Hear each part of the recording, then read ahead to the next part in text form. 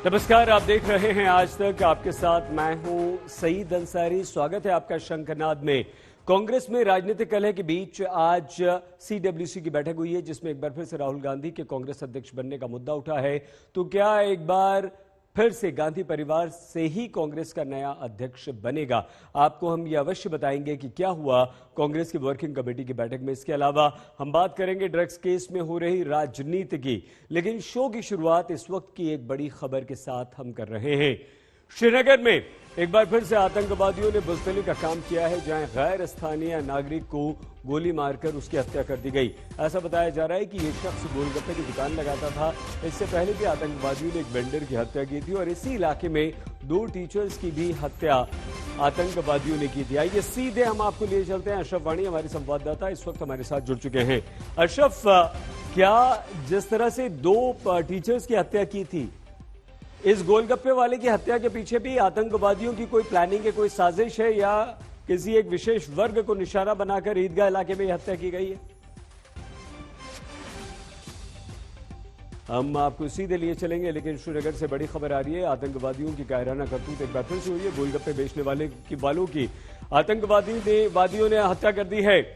ईदगाह इलाके में गैर स्थानीय शख्स है, मतलब ये कश्मीर का रहने वाला नहीं है, गोलगप्पे बेचा करता था ये युवक, और उसकी हत्या की आतंकवादियों ने। ये वही इलाका है, ईदगाह इलाका, जहां इसी इलाके में 7 अक्टूबर को भी 2 लोगों की, जिनमें एक टीचर थे और एक दवा कारोबारी थे, उनकी आतंकवादियों ने हत्या की थी। तो क्या एक बार फिर से आतंकवादी ये टारगेट किलिंग कर रहे हैं, निशाना बनाकर लोगों को मार रहे हैं, दहशत फैलाने का काम कर रहे हैं?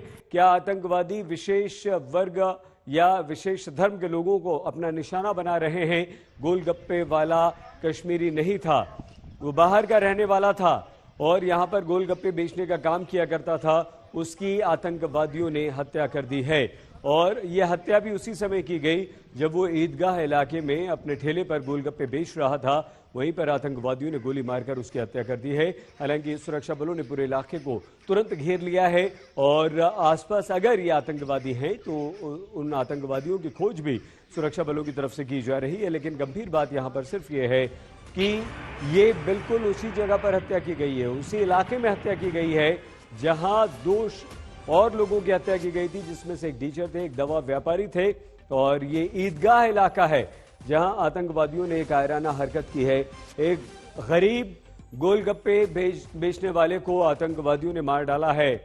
आतंकवादियों ने इसे गोलियों से भून दिया और ये गोलगप्पे बेच रहा था। ये युवक, ये कश्मीरी नहीं था, ये बाहर का रहने वाला था। एक गैर स्थानीय युवक की हत्या की है। 7 अक्टूबर की वो घटना थी जब 2 लोगों की हत्या आतंकवादियों ने की थी। चुन के इन्हें मारा था, अलग करके इन्हें मारा था। और ये गोलगप्पे वाला भी बाहर का रहने वाला है, कश्मीर का नहीं है, लेकिन इसको भी आतंकवादियों ने निशाना बनाया। तो आतंकवादी लगातार इस तरह की हरकत कर रहे हैं। हालांकि सुरक्षा बलों ने जबरदस्त ऑपरेशन चलाया है और बदले की कार्रवाई करते हुए आतंकवादियों को ढेर करने का काम भी सुरक्षा बल कर रहे हैं।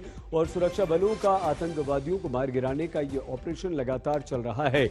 तो क्या ये आतंकवादियों ने जो इस गोलगप्पे वाले को मारा है, वो सुरक्षा बलों की जो कार्रवाई है आतंकवादियों को ढूंढ कर मारने की, उसके विरोध में ये किया है, या वहां कोई संदेश देना चाहते हैं, या एक बार फिर से जो आतंकवादियों की ये नई साजिश है पाकिस्तान में बैठे उनके आकाओं द्वारा कि चुन चुन कर आप विशेष धर्म, विशेष वर्ग के लोगों को निशाना बनाओ, उसी नीति पर चलते हुए आतंकवादियों ने यह हत्या की है? क्योंकि ये जो गोलगप्पे वाला है ये गैर कश्मीरी है, कश्मीर का रहने वाला नहीं है, बिहार का रहने वाला था। अरविंद कुमार इसका नाम था और इस गोलगप्पे वाले की हत्या आतंकवादियों ने की है।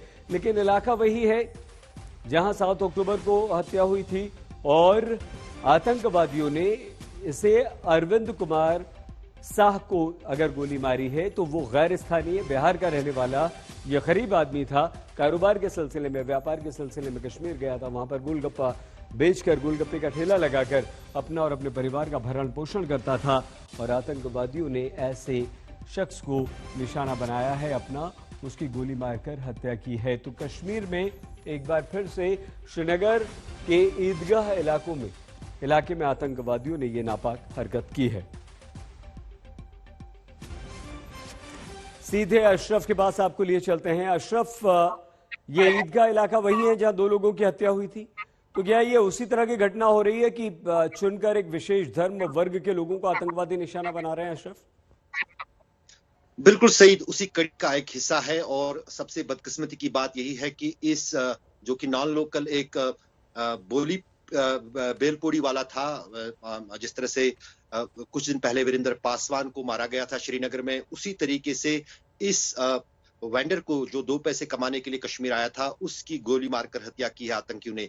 फिलहाल जो हमें पुलिस के मुताबिक से कहा गया है कि ये ईदगाह इलाके की ही घटना है, जहां पर 7 अक्टूबर को 2 शिक्षकों की हत्या हुई थी। उस जगह से थोड़ी दूर ये घटना घटी है और कहीं ना कहीं एक बार फिर सवाल उठाती है सुरक्षा व्यवस्था पर, क्योंकि कुछ ही रोज पहले वहां पर 2 शिक्षकों की हत्या हुई। उसके बाद काफी सुरक्षा उस पूरे इलाके में, ईदगाह इलाके में बढ़ाई गई थी श्रीनगर के, और उस बीच भी आज एक इस निर्दोष नागरिक की हत्या वहां होती है और साफ दर्शाता है कि कहीं ना कहीं सवाल खड़े होते हैं। जब उसी दिन, जबकि जम्मू कश्मीर पुलिस आज ये दावा कर रही थी कि जो 6 निर्दोष नागरिक इस हफ्ते के पहले शुरू में मारे गए थे कश्मीर में, उनमें से 4 कातिलों को उन्होंने इन मुठभेड़ों में मार गिराया। जो पिछले 9 दिन के दौरान 13 मुठभेड़ें हुई और उनमें जो है 13 आतंकी मारे गए थे। अशरफ, हम आपसे कुछ और पूछना चाहते हैं, आप हमारे साथ बने रहिए। उससे पहले अपने दर्शकों को ये बता दें कि दरअसल आतंकवादी सेना के एक्शन के कारण बुरी तरह से बौखलाए हुए हैं, जिसकी खींच वो बेगुनाह लोगों की जान लेकर निकाल रहे हैं। जम्मू कश्मीर में सुरक्षा बलों की ताबड़तोड़ एनकाउंटर जारी है। पुलवामा में आतंकवादियों को ढेर करने के बाद अब सुरक्षा बलों ने पंपोर में भी अपना ऑपरेशन जारी रखा है। खबर यह है कि मुठभेड़ में LET के 3 आतंकवादियों को मार गिराया है और इस लिस्ट में लश्कर तैयबा का टॉप कमांडर उमर मुश्ताक और शाहिद खुर्शीद शामिल है। सुरक्षा बलों के अनुसार पिछले 24 घंटों में 5 में से 3 आतंकवादियों को मौत के घाट उतार दिया गया है। पंपोर में भी जिन आतंकवादियों का सफाया किया गया है वो सभी सिविलियन किलिंग में शामिल थे। उमर मुश्ताक ने 2 पुलिस अधिकारियों की हत्या की थी, वहीं शाहिद खुर्शीद ने आम नागरिकों को अपना निशाना बनाया था। अशरफ, क्या सुरक्षा बलों ने ये जो ऑपरेशन चला रखा है, साथ में अवंतीपुर पुलिस को एक खबर मिला था कि दरंगल पामपोड़ में एक घर में लश्कर तैयबा के 2 टेररिस्ट छिपे हुए हैं। पुलिस CRP आर्मी मिलकर कॉर्डन डाला।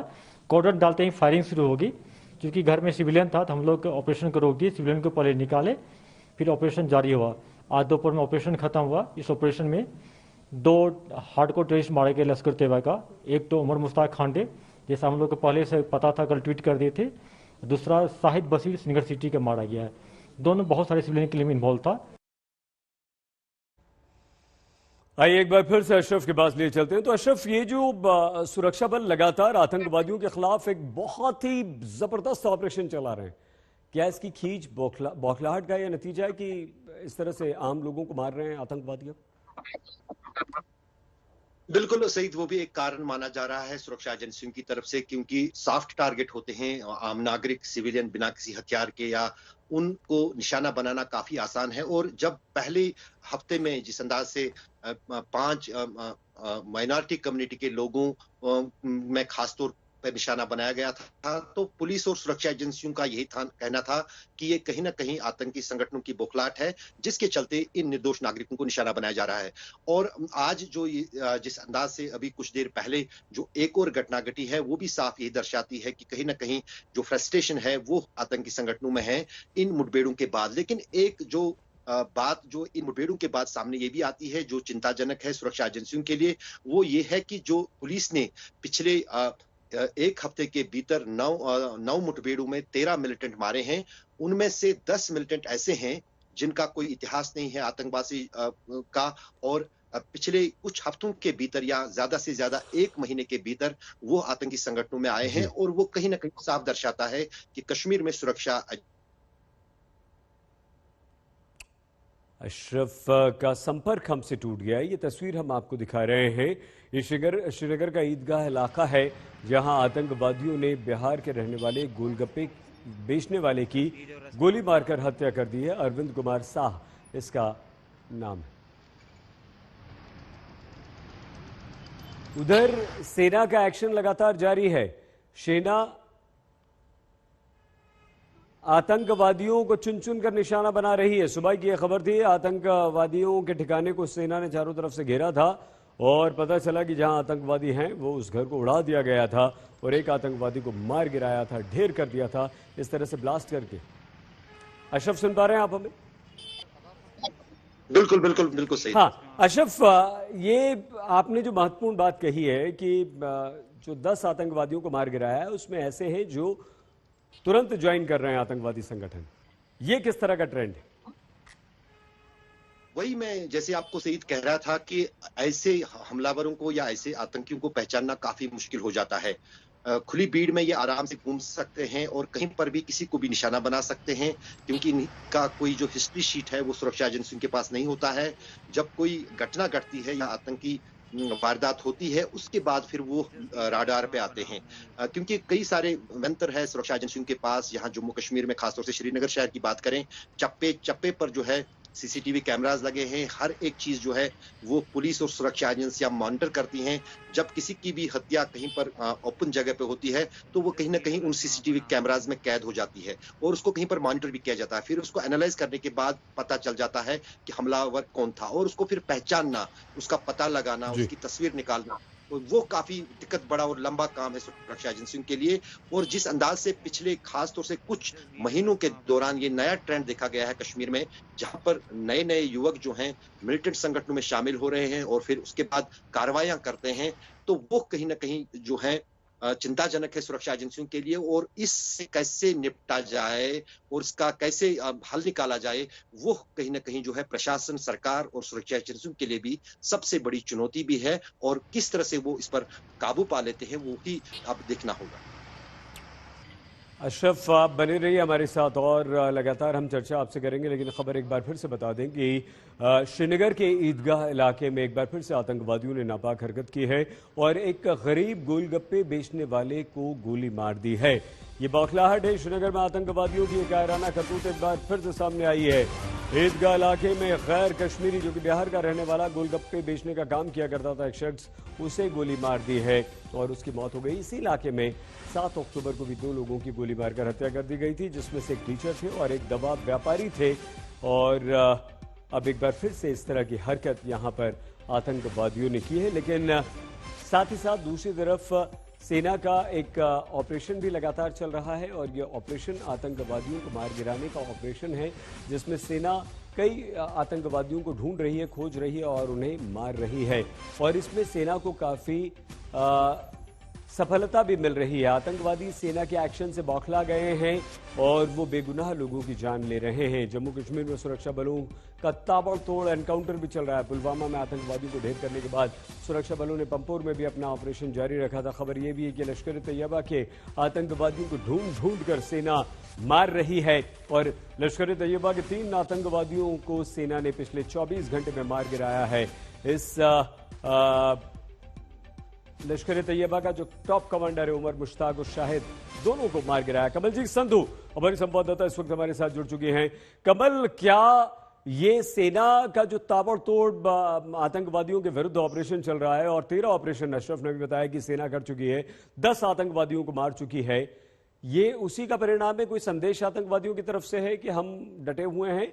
और सेना किस तरह से अब आतंकवादियों के खात्मे की तरफ बढ़ रही है? देखिए, लगातार इनकाउंटर के बाद इनकाउंटर हो रहे हैं। इससे पहले हमने देखा है कि किस तरह से सिविलियन किलिंग्स हो रही हैं, यानी माइनॉरिटी को टारगेट बनाया जा रहा है। तो आतंकवादी गुटों का एक निशाना तो साफ है कि किसी तरह से पैनिक फैलाया जाए, किसी तरह से आतंक फैलाया जाए और उसके तहत वो माइनॉरिटी को टारगेट कर रहे हैं। इस तहत अगर हम बात करें तो अरविंद कुमार हैं जो कि बिहार के रहने वाले हैं, उन्हें अपना निशाना बनाया गया है। उन्हें एसएमएचएस अस्पताल ले जाया गया जहां पे उन्हें मृत घोषित कर दिया गया था। लेकिन एक चीज साफ है कि आतंक का साया है वो बरकरार है श्रीनगर में। हमने देखा है कि पिछले कुछ दिनों में किस तरह से जो एक्सपर्ट्स हैं, चाहे आईबी हैं, रॉ हैं, एनआईए के बड़े अफसर वहां पे भेजे गए, अलग अलग जगह छापेमारी की गई, लगातार इनकाउंटर किए गए और एक संदेश भेजने की कोशिश की गई है कि पाकिस्तान के इरादे कैसे भी हो लेकिन सिक्योरिटी फोर्सेस अपना दबदबा बनाए रखेंगे।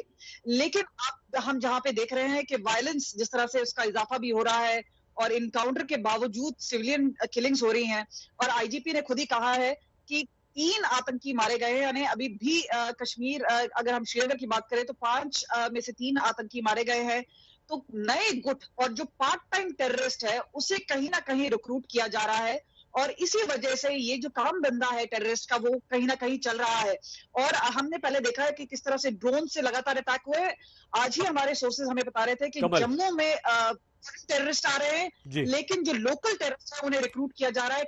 बहुत धन्यवाद कमल और अशरफ, आप दोनों का, हमारे दोनों संवाददाता जानकारी दे रहे थे। आगे बढ़ते हैं अब खबर कांग्रेस की, जहां नए अध्यक्ष को लेकर घमासान चल रहा है। इस रेस में एक बार फिर से राहुल गांधी का नाम ही सबसे आगे और इकलौता नाम है, लेकिन ये नाम अपने आप में कई सवाल भी समेटे हुए है। क्या कांग्रेस के पास गांधी परिवार का कोई विकल्प नहीं, और क्या राहुल गांधी के अध्यक्ष बनने से पार्टी की अंतर्कलह खत्म हो जाएगी? देखिए हमारी इस रिपोर्ट में। आखिर कौन होगा कांग्रेस का अगला अध्यक्ष? सोनिया गांधी के बाद कौन संभालेगा कांग्रेस की जिम्मेदारी? क्या एक बार फिर गांधी परिवार के हाथ में होगी कांग्रेस की कमान? ये वो मुद्दा है जिसने कांग्रेस में लंबे वक्त से घमासान मचा रखा है। एक के बाद एक नेता बगावती होते जा रहे हैं। कुछ पार्टी छोड़ गए तो कुछ खुलकर मैदान में आ गए। G23 की मांग के बाद आज CWC की बैठक हुई, जिसमें एक बार फिर कांग्रेस अध्यक्ष को लेकर चर्चा हुई, जहां राहुल गांधी का नाम सबसे आगे रहा। राहुल गांधी जी हमारे अध्यक्ष बने, लेकिन ये उन पर छोड़ा गया है और वो जो निर्णय लेंगे उस पे उनको उनके ऊपर ही होगा। एक मत थे, होंगे नहीं होंगे उन पर निर्भर। राहुल जी के नाम पर तो एक मत थे जो गहलोत साहब ने प्रस्ताव रखा। नहीं, गहलोत साहब ने प्रस्ताव नहीं रखा, सब अपने अपने अलग अलग बोल रहे हैं। आप लोग क्या चाहती हैं? CWC में लोग बातें क्या हुई? सब लोग जो G23 के लोग हैं, सब लोग एक मत थे कि राहुल गांधी को अध्यक्ष बनना चाहिए।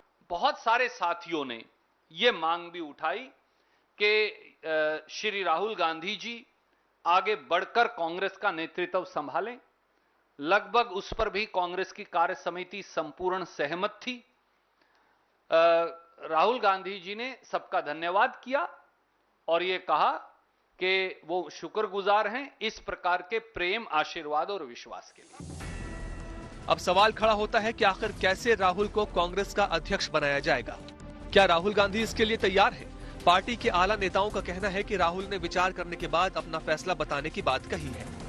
राहुल जी को अध्यक्ष बनाने की मांग सर अशोक गहलोत साहब ने की, उसके ऊपर सारे लोगों ने की। तो राहुल जी की क्या प्रतिक्रिया थी सर? राहुल जी ने क्या विचार करेंगे? चुनाव का CWC की बैठक उस वक्त रखी गई है जब कांग्रेस पार्टी में अंदरूनी कलह तेज हो गई है। सूत्रों की माने तो सोनिया गांधी ने बैठक में साफ कहा कि पार्टी के नेताओं को उनसे बात करने के लिए मीडिया में जाने की जरूरत नहीं है, लेकिन जिस अंदरूनी कलह का मुद्दा कांग्रेस में गर्म था, पार्टी के नेताओं का कहना है कि उस पर चर्चा ही नहीं हुई। और जो G23 के कंसर्न है उस पर कुछ बातचीत हुई? G23 का तो दिक्कत तक नहीं हुआ। इसके अलावा आगे आने वाले चुनाव की रणनीति को लेकर जमकर चर्चा हुई। वहीं सोनिया ने महंगाई, किसान आंदोलन, लखीमपुर खीरी और चीन को लेकर सरकार पर जमकर हमला किया। 3 कृषि विरोधी काले कानूनों के खिलाफ आंदोलनरत हैं, उनके साथ सहमति जताते हुए एक बार फिर उन कानूनों को खत्म करने की चर्चा भी की गई। लखीमपुर खेड़ी का नरसंहार हो या मोदी जी द्वारा देश के गृह राज्य मंत्री को बर्खास्त ना करना हो, ये अपने आप में देश के लिए शर्मनाक घटनाएं हैं किसी भी केंद्रीय सरकार के लिए। 1 साल के करीब बीत गया, परंतु चीन अब भी डेप्सांग प्लेन्स हो या गोगरा हॉट स्प्रिंग्स, उन पर कब्जा करे बैठा है और प्रधानमंत्री जी के मुंह से चीन शब्द नहीं निकलता। पाक समर्थित आतंकवादियों ने हमारी सेना के सैनिकों और अफसरों पर, खासतौर से तालिबान के अफगानिस्तान पर कब्जे के बाद लगातार हमले शुरू कर रखे हैं, पर सरकार के कान पर जूं नहीं रेंगती। राहुल ने लखीमपुर खीरी की घटना को लेकर बीजेपी पर निशाना साधा तो बीजेपी ने भी कांग्रेस पर पलटवार किया। जब आपको लगता है कि हम अपनी राजनीतिक रोटियां सेक सकते हैं तो आप किसानों की बात उठा देते हैं, लेकिन ये भूल जाते हैं कि किसानों के ऊपर लाठीचार्ज हनुमानगढ़ में हुआ, राजस्थान में कांग्रेस शासित राज्य है, पंजाब में लाठीचार्ज किसानों पे होता है और आप चुप रहती हैं। अब सवाल खड़ा होता है कि इस मीटिंग में कांग्रेस की अंदरूनी कलह खत्म हो गई या ये घमासान आगे भी चलने वाला है। अगर राहुल गांधी कांग्रेस के अध्यक्ष बनने को तैयार हो जाते हैं तो क्या बाकी नेता उस पर हामी भरेंगे? मोहित शर्मा और आनंद पटेल के साथ आज तक ब्यूरो।